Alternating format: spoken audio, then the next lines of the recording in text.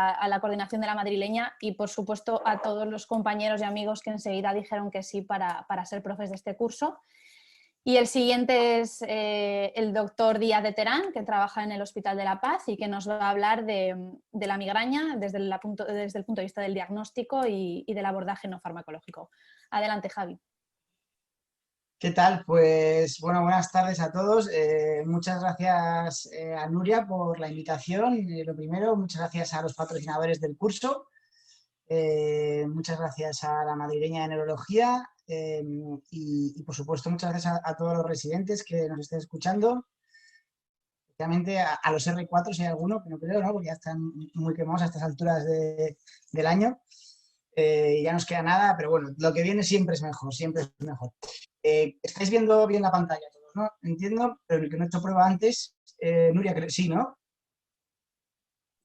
Sí, y vale. simplemente se ve bien. Y deciros que podéis hacer las preguntas a través del chat a los resis y yo las iré dirigiendo a cada uno de los comunicadores al final de sus charlas, perdón, que no lo he dicho. Vale, genial, pues muchas gracias. Bueno, pues siempre muy chungo esto de hablar después del doctor Porta, pero bueno, vamos a ello. Esto solo puede ir a peor. Vamos a ello. Hablo de la migraña, ¿no? Del diagnóstico, un poquito del impacto y luego hago del tratamiento no farmacológico, que es fundamental. Bueno, el caso es que esto de la migraña, a diferencia de otras enfermedades en general y otras enfermedades neurológicas, afecta a estos grupos de edad, ¿no? Entre los 14 y 49 años la prevalencia está muy disparada y claro, vosotros pensad lo que hace una persona entre los 14 y 49 años.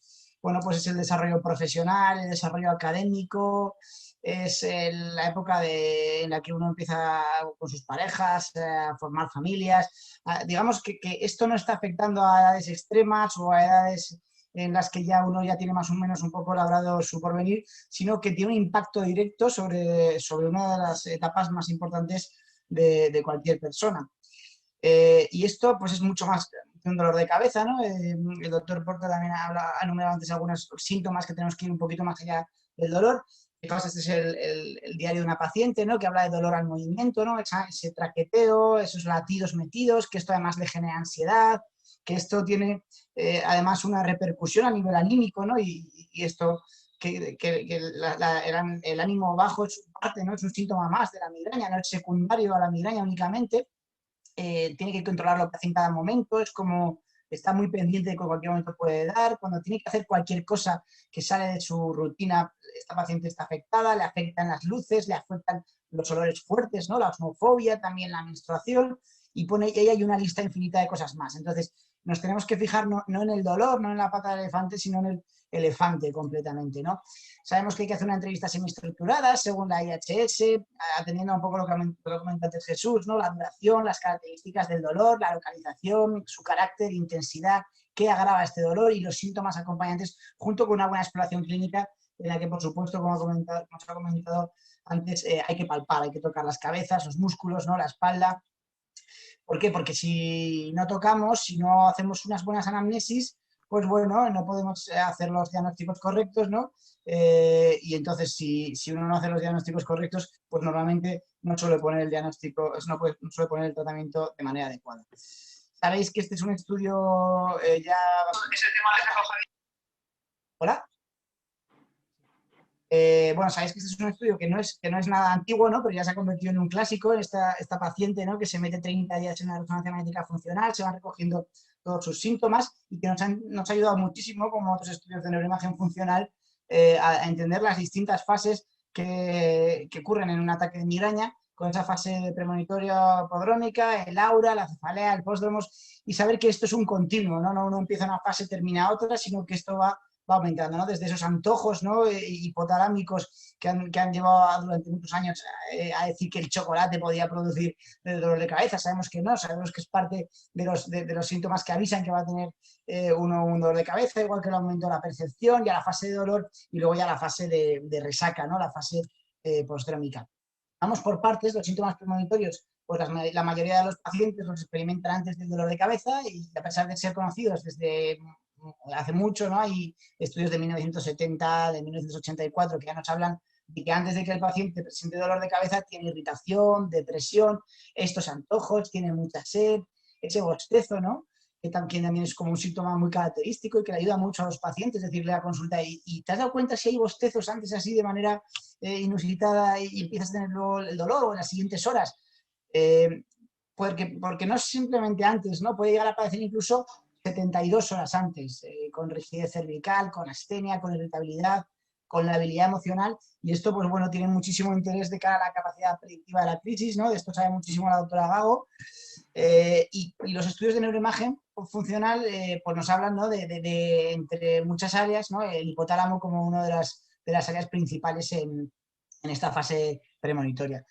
¿Y por qué es importante? Pues bueno, porque si sabemos identificar bien los síntomas de esta fase, bueno, podríamos actuar con tratamientos específicos antes de la fase del dolor, que es una de las que más afectan a los pacientes con migraña, ¿no? Fijaos que se puede aprender mucho de esta fase, fijaos que el bostezo publicado en 2017 ya se había hablado en el artículo anterior que os he comentado, y esto hay que explicárselo todo a los pacientes. Pasamos de la fase prodrómica a la segunda fase, ya sabéis que aproximadamente un tercio de los pacientes con migraña tienen aura, ¿no? Una de las cosas que cambió de la clasificación beta a la actual clasificación es que el tema de la migraña con aura, pues bueno, esto que veis subrayado aquí, es 3 de las siguientes características, y hablar de 2 o más auras que ocurren en sucesión, y al menos uno de los síntomas del aura es positivo. Esto se hizo fundamentalmente para descartar que una aura sea un evento vascular, ¿no? Y por eso se pusieron estos síntomas positivos y la sucesión de síntomas para descartar pues un ictus o una IT. Sabemos que normalmente las auras típicas tienen síntomas visuales sensitivos, de lenguaje, que son completamente reversibles, pero no motores, como ocurre en la migraña hemipléjica o la migraña con aura trocoencefálica o la migraña retiniana, que ya sabéis que es esa migraña que es ese aura estrictamente monocular, ¿no? Nuestros pacientes con aura visual, pero habitualmente nos dicen que dejan de ver por un ojo o ven esa C, esos colores. Realmente es un efecto campimétrico, pero bueno, muy pocas veces los pacientes te van a decir que es un campo visual. Sí que si fuera un defecto estrictamente monocular tendríamos que hablar de la migraña retiniana, que es bastante infrecuente. Dentro de las auras típicas, que son estas 3 que veis aquí, como hemos comentado, la visual, la sensitiva y la disfásica, de largo lo que más nos van a contar los pacientes es el aura visual, síntomas, luces, líneas, a veces pérdida de visión. Os recomiendo en YouTube el vídeo de la Clínica Mayo para ver un aura que está muy bien hecho.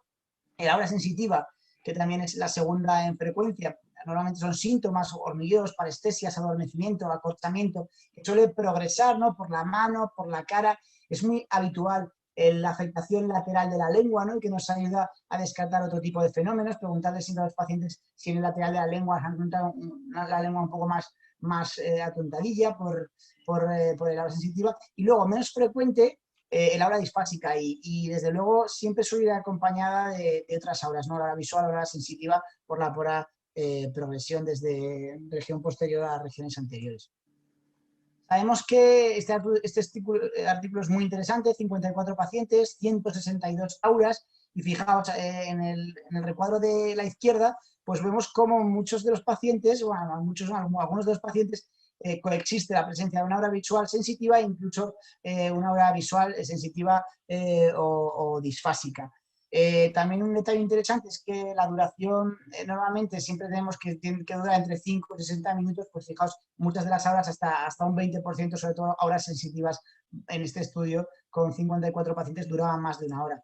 Este otro estudio también demuestra que hasta el 10% en este caso de los pacientes tienen auras de más de una hora. Por supuesto que hay que descartar siempre la enfermedad cerebrovascular y otro tipo de alteraciones que puedan dar estos síntomas, pero tampoco nos volvamos locos si hemos razonablemente descartado que el paciente tenga otras cosas y la hora está durando un poquito más de una hora, porque cuando uno revisa los estudios clínicos, pues vemos que sí, que hay pacientes que tienen más de una hora de duración de la hora, sobre todo que una hora suele empalmar con otra, una hora sensitiva, con hora visual, etc.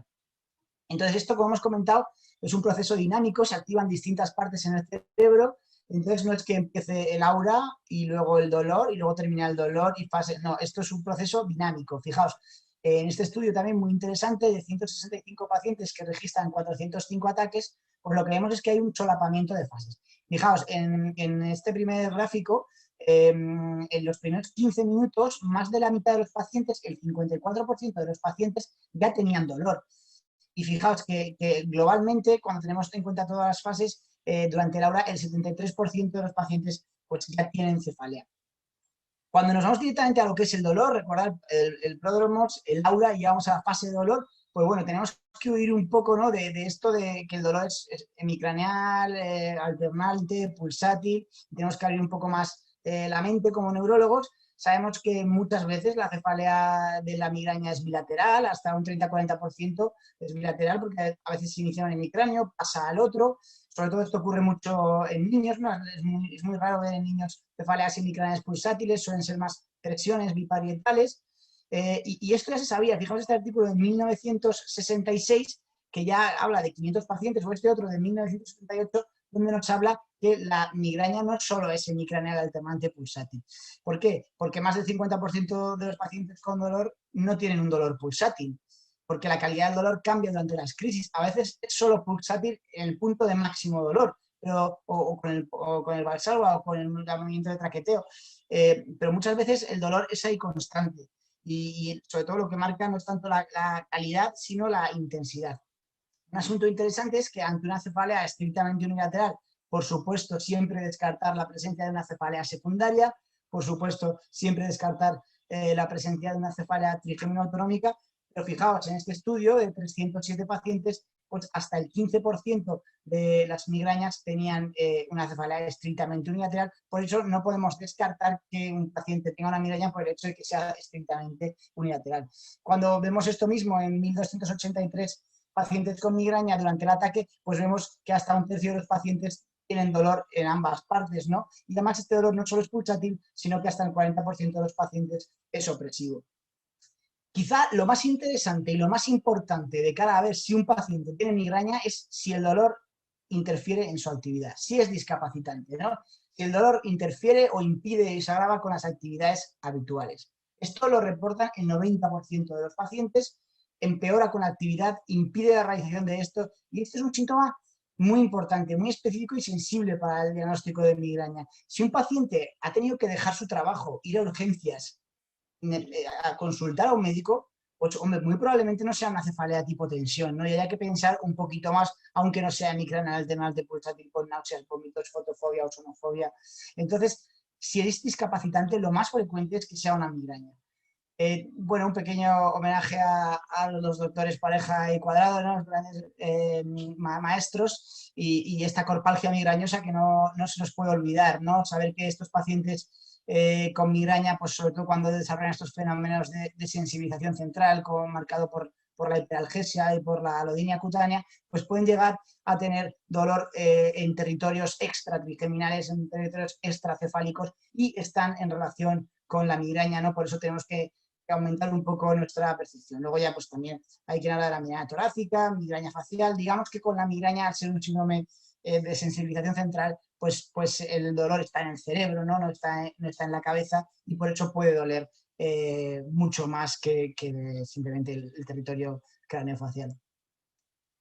La alodinia, pues una cosa que también tenemos que tener muy en cuenta en la migraña, esa percepción dolorosa en respuesta a estímulos sensitivos, no capaces de generar dolor en condiciones normales, marcador clínico por excelencia de la sensibilización central, muy relacionado con la ansiedad, muy relacionado con la depresión, decrece con la edad, muy relacionado con la frecuencia de crisis, y desde luego es uno de los factores que siempre están ahí muy, muy implicados en la cronificación del dolor. Si nosotros le preguntamos a los pacientes si tienen alodinia, al polinarse, al ponerse las gafas. Sabéis que hay una escala que es la ASC, que es bastante útil porque es muy sencillita y nos puede dar una visión de cómo es la alodinia del paciente. Y de alguna manera un paciente con alodinia requiere más tiempo, hay que pararse un poquito, estar más tiempo con él, porque es un paciente muy cronificado que probablemente tenga comorbilidad psiquiátrica o otro tipo de comorbilidad, y va a requerir más esfuerzo terapéutico y nos va a requerir más tiempo de cronificar.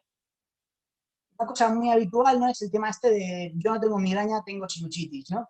Este es un artículo antiguo, pero que es interesante, ¿no? Fijaos, 130 pacientes con migraña, el 81,5% les habían dicho en algún momento que era sinusitis, ¿no? Teníamos un retraso diagnóstico de más de 8 años. Aparte, ya no solo el retraso diagnóstico, es que estos pacientes les estaban tratando con antibióticos, con corticoides para su sinusitis, incluso más del 10% de ellos les hicieron una cirugía. Y curiosamente, pues no mejoraron al tratar la sinusitis porque no era una sinusitis, ¿no? Fijaos que el 70% después de un diagnóstico de migraña se le puso tratamiento y mejoró. Y esto también, el mito de las cervicales, ¿no? Hay varios estudios interesantes, sobre todo italianos, de este tema, ¿no? Del mito de las cervicales. Fijaos, de 207 pacientes, 64% creían que tenían los suyos, los míos de las cervicales, ¿no? Que te dicen mucho en consulta. Fijaos que el 91% de los pacientes, finalmente, después de pasar por un neurólogo especializado, pues es diagnosticado de migraña. Este estudio es antiguo, este estudio tiene pues prácticamente 20 años. A mí me gusta mucho. De vez en cuando le echo un ojo y creo que tiene que ser un poco un momento de reflexión.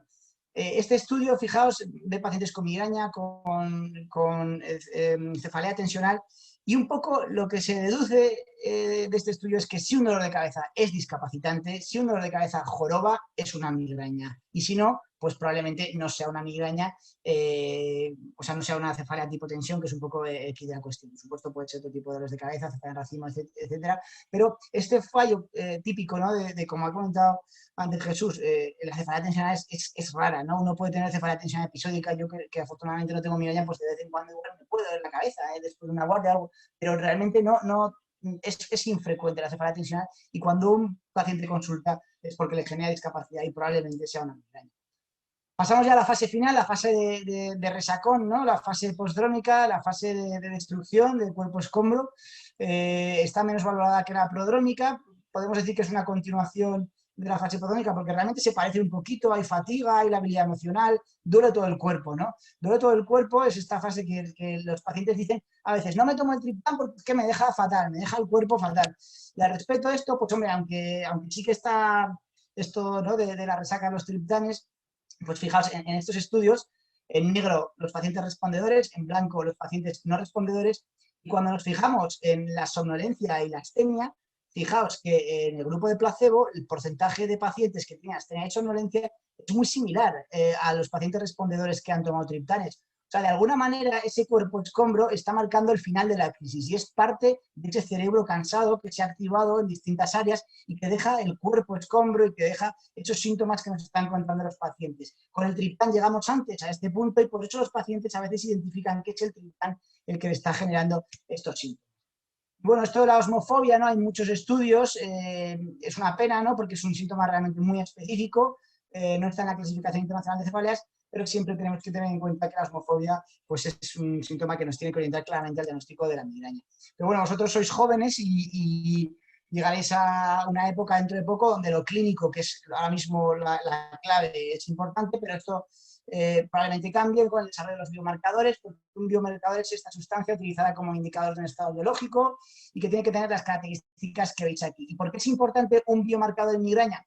Para confirmar el diagnóstico. No, a veces que tenemos dudas ante el diagnóstico. También para el pronóstico. Imaginaos que pillásemos una sustancia que la medimos y vemos cómo va subiendo o bajando según la evolución del paciente. También para monitorizar la respuesta a los tratamientos, para seleccionar pacientes para distintos tratamientos, para ensayos clínicos, para poder avanzar en la investigación y sobre todo para dar mayor visibilidad a esta enfermedad, ¿no? Que es la primera causa de discapacidad por debajo de los 50 años y que a veces por aquello de faltar un biomarcador, pues se ha visto menospreciada, ¿no? por distintos estamentos.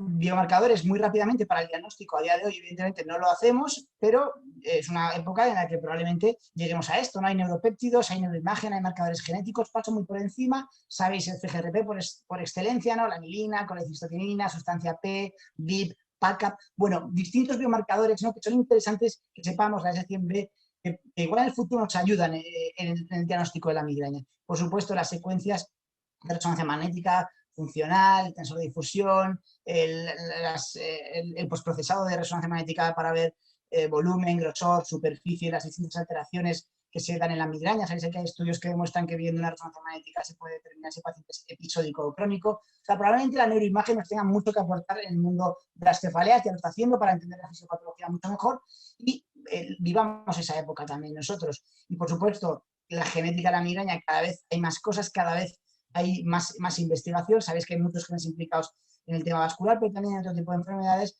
Por lo tanto, podemos llegar incluso con los marcadores genéticos junto con los biomarcadores y junto con la neuroimagen, a establecer, digamos, un patrón, ¿no?, de los pacientes y ver que aquellos que tienen una carga alostática pues muy alta, ¿no?, y que pueden desarrollar migraña crónica con más facilidad, y de alguna manera pues ahí interviene la epigenética, ¿no?, que es capaz de, con un poco con el tratamiento, con el estilo de vida del paciente, cambiar todo esto, y estos pacientes tienen una carga alostática y que tienen más riesgo de hacer cronificación de la enfermedad, identificarles antes, tratarles antes y de alguna manera producir que su enfermedad sea reversible a una migraña episódica. Bueno, vamos a hablar muy rápidamente, este tema es un poco la parte más aburrida, ¿no?, el impacto de la migraña. Son muchos datos, son muchos números, pero tenéis que pensar que detrás de estos están las personas, ¿no? El Atlas 2018 es muy interesante, os recomiendo que echéis un vistazo. 124 preguntas dirigidas a personas que sufren migraña, 1.288 personas contestaron. Y bueno, pues hay una limitación importante, fijaos, hasta casi un 90% en algún momento de los últimos 3 meses había tenido algún problema con un evento social, familiar, eventos deportivos. O sea, el condicionamiento de la vida de estas personas con migraña sin tratamiento, pues es muy alto, ¿no? Además vemos que, bueno, pues respecto a los días perdidos por la migraña en los últimos 3 meses, más de la mitad de los pacientes con migraña episódica perdieron más de 20 días en los últimos 3 meses, y el 70% de los pacientes con crónica perdieron más de 40 días en los últimos 3 meses. Lógicamente, a más grado de discapacidad, pues mayor afectación. Más MIDAS, pues mayor afectación, que es el MIDAS, sabéis que es una de las escalas que para medir la discapacidad.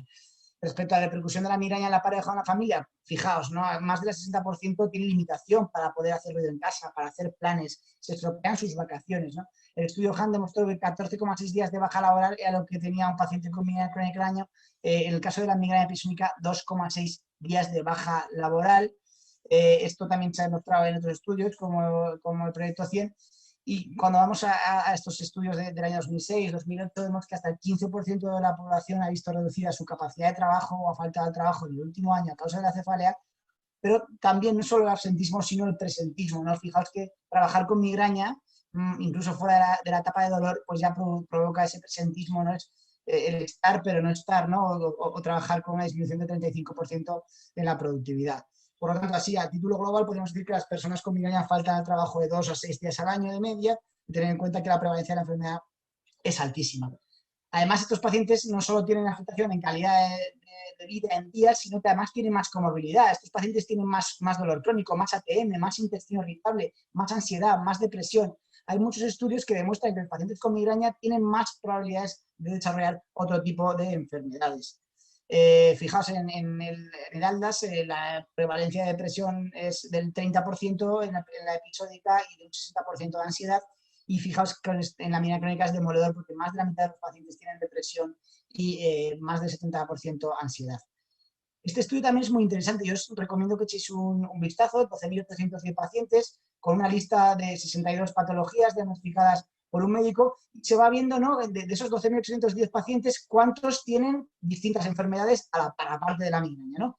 Y se ve que realmente hay una serie de patrones que esos 13.000 pacientes pueden ser agrupados como en 8 grupos distintos. Y en este estudio súper interesante de Lipton, pues se establece incluso un score de riesgo, donde se ve, por ejemplo, que si estás en el grupo 2, que aparte de la migraña se tiene comorbilidad respiratoria psiquiátrica y tienes un 70% de tener alergia y un 90% de tener sinusitis, es raro que desarrolles diabetes, un 95% de ansiedad.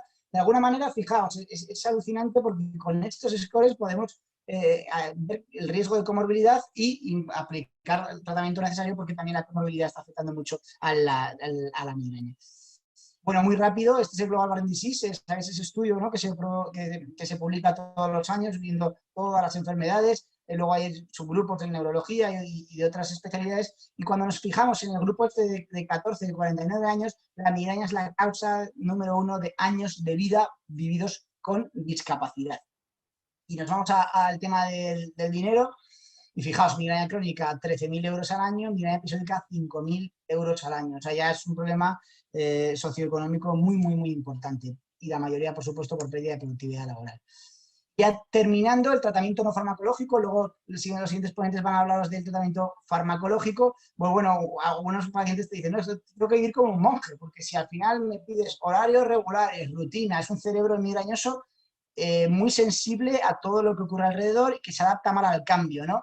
Que además el ayuno le provoca más dolor. Además tiene que evitar el estrés, porque el estrés no son el pico, sino habitualmente en la época de relajación, el fin de semana, como se comentaba anteriormente, por ejemplo, pues puede doler, porque es un cerebro que está acostumbrado siempre a lo mismo, estrés, estrés, estrés, estrés de la semana, llega el fin de semana, me relajo, catapum. Justo hecho la reunión, catapum. El examen, catapum.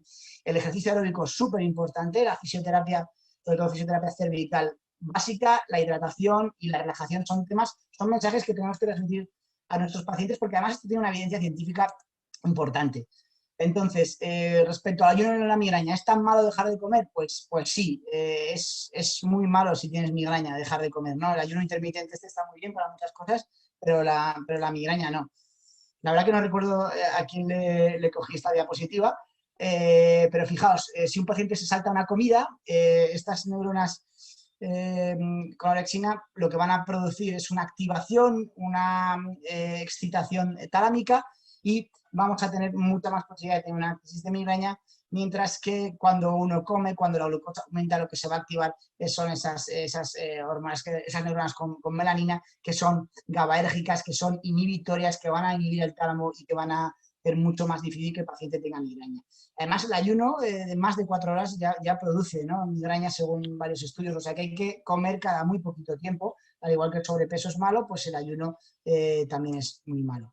Este tema del cuello también es muy importante, me gusta esta frase, ¿no? Tú no tienes migraña por los músculos, ¿no? Tú tienes migraña porque tu cerebro funciona peor, porque tu cerebro es un cerebro sensible, hiperexcitable. Entonces, digamos, yo se lo explico así a los pacientes, si esto es un problema de umbrales, yo tengo muchas contracturas, pero no tengo migraña y por lo tanto no se me activa ninguna de las estructuras como en el complejo occipital que tenemos aquí, que antes se ha puesto en la anterior presentación una fotografía. Como tú tienes migraña, cualquier mínima excitación, cualquier contractura puede arrancar todo el sistema. Por eso es muy importante que toda esta musculatura paravertebral, los pacientes con migraña la tengan relajada. Por eso es importante que vayan al fisio. Tu origen no está en las cervicales. A ti te duelen las cervicales y pueden producirte una migraña porque tienes migraña, ¿no?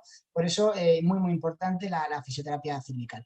Respecto a este el tema de la dieta, ¿no?, que es como una pregunta reiterativa en consulta, pues no hay alimentos prohibidos, ¿no? Tenemos que huir un poquito de este tema, ¿no?, del chocolate, el queso, las nueces.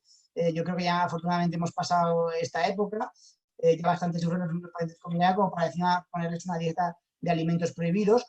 Individualmente se le puede decir, hombre, si el paciente ve que claramente tomo esto y empeoró, pues evítalo, pero evítalo tú. No le voy a decir a todos los pacientes que eviten esto.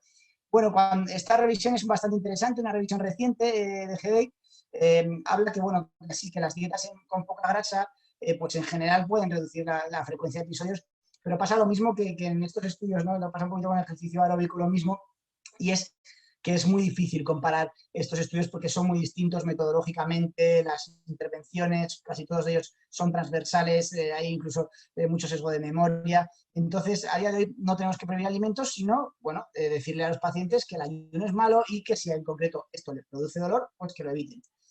Fijaos, ni el alcohol, ¿no? Esta revisión del año 2015 está muy chula y dice, no hay ninguna razón para decirle a los pacientes que se abstengan de tomar alcohol. Hombre, hay pacientes que nos dicen que no les afecta el alcohol y muchos de ellos que sí. Bueno, pues si te afecta el alcohol, dile a título personal a él, pero no hay una evidencia sólida para decir que estos pacientes tienen que dejar de tomar alcohol, ¿no? Hay alguno paciente que lo ve clarísimo, pues que lo deje ese, pero otros no, y por eso no vamos a privarles de esto. Hombre, otra cosa es no este case report de un tipo que se toma 60 pintas de cerveza y al final pues hace una trombosis de seno, ¿no? Se deshidrata y hace una trombosis de seno y a él sí le dolía la cabeza. Entonces, bueno, pues in midi virtus, ¿no? ¿Y por qué es bueno el ejercicio aeróbico? Ya estoy terminando. Sois muy jóvenes y probablemente no hayáis visto a Ronaldo el Bueno. Los futboleros y los no futboleros, yo os recomiendo que veáis el gol que metió con la camiseta del Barça contra el Compostela para que entendáis todo esto, ¿no? Aquí tenéis una foto vestido con la equipación del Madrid. Y bueno, realmente el ejercicio es bueno. ¿Por qué? Bueno, pues por muchísimas cosas, ya lo sabemos, por el tema del peso. Pero es que también a nivel del troncoencéfalo, el sedentarismo lo que va a hacer es que estos circuitos inhibitorios, estos opiáceos endógenos, estas endorfinas dejen de producirse y al contrario va a haber un fenómeno de facilitación del dolor, de activación de esos receptores excitatorios NMDA que van a producir una pérdida de inhibición de los circuitos descendentes y por tanto a una activación continua y un dolor crónico. La actividad física que hace, pues justo lo contrario, ¿no? La producción de opiáceos endógenos, la activación de esos circuitos inhibitorios descendentes que van a generar que los pacientes tengan mucho menos dolor. Y respecto al ejercicio aeróbico, pues bueno, ahí esta revisión está bastante chula de hace un par de años. Nos pasa un poquito lo mismo, ¿no? Hay muchos estudios, lo que pasa es que es muy difícil comparar estos estudios. Cuando se juntan el metaanálisis se dice bueno, que en general casi un día menos de migraña a los pacientes que hacen ejercicio aeróbico. Hay algunos otros estudios que incluso comparan el ejercicio aeróbico contra topiramato y sale igual respecto a frecuencia e intensidad de episodios, pero lógicamente mejor respecto a efectos adversos. Tenemos que recomendar ejercicio aeróbico a nuestros pacientes 40 minutos, 3 veces por semana, porque funciona, porque está bien, ¿no? Y este tema es súper interesante de la acupuntura. La verdad que he estado leyendo bastante de acupuntura para preparar esta sesión y los resultados son sorprendentes. Pasa un poco lo mismo que hemos comentado con el tema de la alimentación y del ejercicio aeróbico, que es difícil, ¿no? Porque son muy heterogéneos estos estudios, es difícil compararlo, pero un poco la norma es la misma. Dices, es más efectivo y más seguro que la medicación o que el placebo.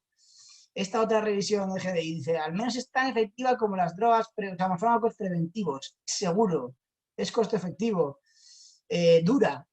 E incluso tenemos esta Cochrane del año 2016 que nos dice un poquito lo mismo, que reduce la frecuencia e intensidad de episodios y que al menos es igual de efectivo que los preventivos. Y ponen en la Cochrane un ejemplo de un paciente con 6 días al mes, con una migraña episódica, al que le ponemos tratamiento sintomático y pasa a tener 5 días, si le ponemos acupuntura de mentira o un tratamiento preventivo va a pasar a tener 4 días, pero fijaos, con acupuntura real el paciente puede reducir su número de días a 3,5 al mes. Entonces, cuando nos pregunten por acupuntura, pues hombre, no es un tratamiento barato, pero tenemos que tener, ser ciertamente un poco favorables, ¿no?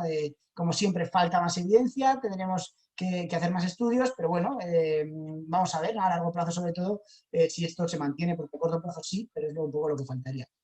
Ya terminando, la penúltima diapo, mindfulness, relajación, el mindfulness, el vivir el momento, ¿no? Son pacientes que están con mucho catastrofismo ante el dolor. El catastrofismo es la magnificación del dolor, ese pensamiento rumiativo, me duele y encima me duele y lo que me ha dolido y lo que me va a doler, ¿no?